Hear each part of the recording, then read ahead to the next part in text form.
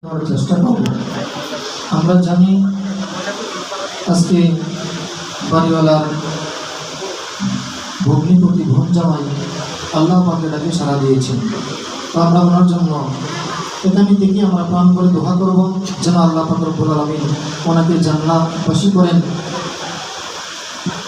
ওই আল্লাহর উসিলায় নবীর রাসূলের উসিলায় সমস্ত জীবনের গুনাহ আল্লাহ পাক যেন মাফ করে দেন। এই পর্যায়ে আপনাদের সামনে কোরআন ও হাদিসের আলোকে আলোচনা করবেন সুরলিত কণ্ঠের অধিকারী লালকুটিহাট দরবার শরীফ থেকে আগত আলেম হযরত মাওলানা কারি মোহাম্মদ ইমামউদ্দিন আল মুজাদ্দিদি সাহেব।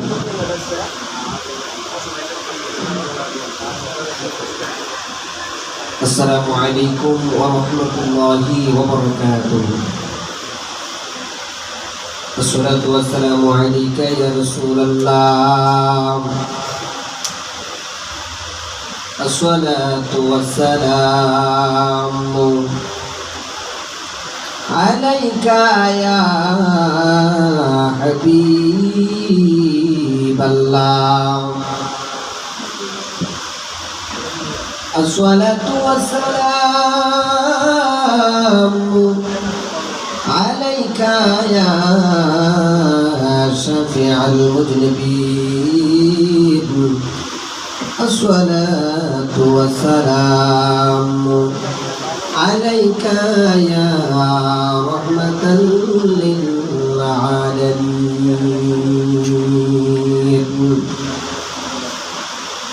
الحمد لله رب العالمين والعاقبة للمتقين. الصلاة والسلام على من كان نبيا وآدم بين الماء والطين. قال الله تعالى إن الله وملائكته يصلون على النبي يا